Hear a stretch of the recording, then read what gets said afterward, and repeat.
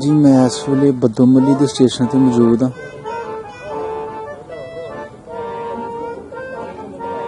1927 ਦੇ ਵਿੱਚ इस स्टेशन का बकायदा आगाज़ होया ते ਲੱਖਾਂ हज़ारां लोगों ਦੀਆਂ यादां जुड़ियां हुई इस बद्दोमली स्टेशन के नाल ते मैं तुहानूं इहदा व्यू दिखा रहा हूँ।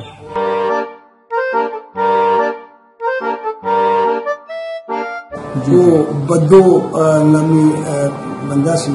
अच्छा जिन्होंने मतलब कि उन्हें रंजीत सिंह ने उहदे नाल जमीन जिसने सारी उस पासे ला हुण इहदा नाम इन्हें रखिया उन्होंने पुछया उस दरवेश नूं इहदा नाम इस जागीर दा की रखिया उन्हें कहा तेरा नाम बद्दो है तुसीं मल्ली हो ये बद्दो मल्ली है। वाह जी वाह। ये जेडे मतलब मुख्तलिफ हवाले तारीख दे कोई किसी अंदाज एक एक हवाला यह आता है कि ये मतलब ये सवाल जी जी जी ऐसे तरह ही मतलब चमड़े की मंडी भी सी फिर कपड़े की मंडी भी सी अमृतसर के लोग आते सन कारोबार बनता सी इत्थे सोने का मतलब जेडे सन जीवन दास नारायण दास दो भरा सन वो बार बार कोठी सी उन्होंने बग्गी उन्होंने रखी हुई सी उस बग्गी से मतलब इत्थे कारोबार वास्ते इत्थे आने उसके बाद फिर अपने उस मुकाम चले गए।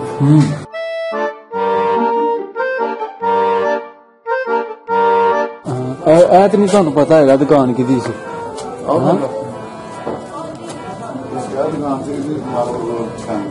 अच्छा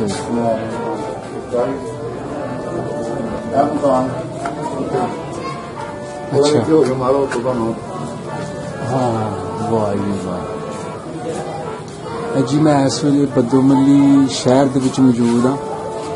यदी तारीख भी सानू 500 साल पुरानी मिल रही है ते इत्थे जिहड़े पुराने मकान सन मैं उन्हां दा व्यू तुहानूं दिखा रहा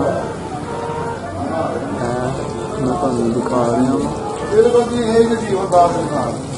जी ए वाली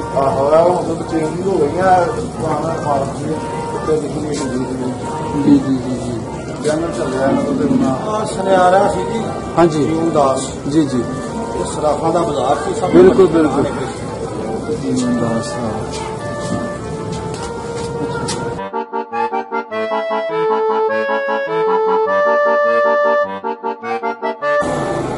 इत्थे मंदिर हुंदा सी। अच्छा अच्छा जो बाबरी मस्जिद थी जी जी उदों फिर इन्होंने ढाता सी। हाँ हाँ नहीं तो उदों पहले सारा कुछ मौजूद सीगा जी लिखिया उर्दू के गुरुद्वारा नजर आ रहा है गुरुद्वारा हाँ जी है लिखिया हाँ जी गुरुद्वारा गुरु नानक देव जी गुरु नानक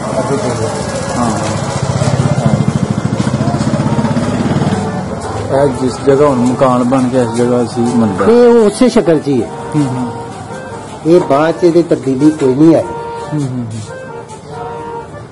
जिस तरह छड़ के गए उस जिस तरह छोड़ के गए उस तरह ही हाँ जी सर जी हूं दसो इस गली बारे जी ए गली है बद्दोमली दी कदीम तरीन गली जी जी ये रशीद बिजली वाले दी गली दे नाम तो मशहूर है। अच्छा और रशीद बिजली वाले दा एदा घर अजे भी मौजूद है वो बद्दोमली दे बिजली दे बानी सन इलैक्ट्रिक सप्लाई कंपनी उन्होंने कोई नाम रखा सी एदा। अच्छा बद्दोमली दे विच जिले सियालकोट च सब तो पहले बद्दोमली च बिजली सप्लाई हुई सी और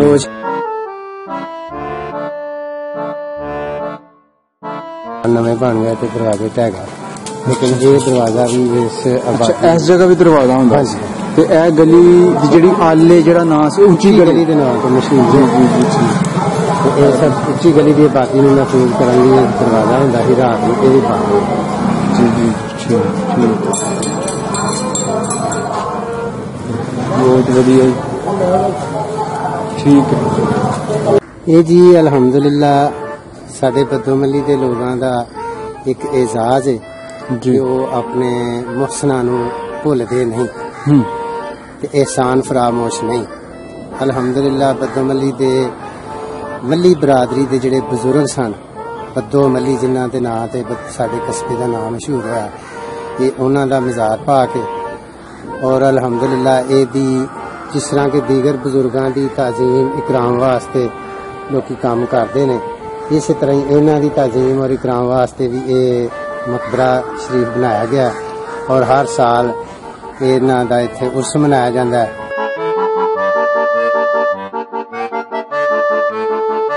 ਮਾਤਾ ਨਵੀਆਂ ਬਣੀਆਂ। ਅੱਛਾ ਜੀ ਸਰ ਜੀ, ਤੁਸੀਂ ਕੀ ਕਹਿ ਰਹੇ ਹੋ ਕਿ ਮਹੱਲਾ ਸ਼ੁਰੂ ਹੋ ਜਾਂਦਾ ਜੀ? ਤਲਾਅ ਵਾਲਾ ਮਹੱਲੇ 'ਚ ਫਿਰਦੇ ਪਏ ਆ ਨਾ, ਇਹ ਮਹੱਲਾ ਤਲਾਅ ਵਾਲੇ ਦਾ ਆਗਾਜ਼ ਹੈ। ਅੱਛਾ, ਇਹ ਸਾਰਾ ਮਹੱਲਾ ਤਲਾਅ ਵਾਲਾ ਹੀ ਹੁੰਦਾ ਸੀ।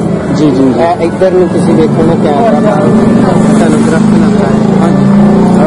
ਬਹੁਤ ਬੜਾ ਦਰਖਤ ਹੈ, ਇਹਨੂੰ ਭਰਾਈਆਂ ਵਾਲੇ ਖੂਹ ਕਹਿੰਦੇ ਸਨ। ਅੱਛਾ, ਨਾਨਕਸ਼ਾਹੀ ਇੱਕ ਤੁਹਾਨੂੰ ਨਜ਼ਰ ਆਏਗੀ। ਜੀ ਜੀ ਬਿਲਕੁਲ।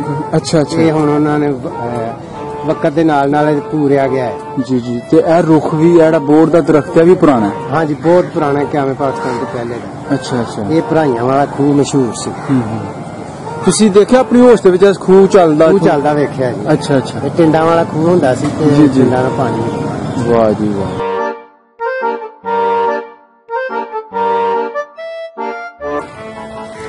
ਅੱਛਾ, ਉਹ ਨਹੀਂ ਹੋ ਗਿਆ ਜੀ। ਉਹ ਤਲਾਬ ਸੀੜੀਆਂ ਵਾਲਾ ਤਲਾਬ ਹੈ। ਅੱਛਾ ਅੱਛਾ। 5-6 ਸੀੜੀਆਂ ਨੇ।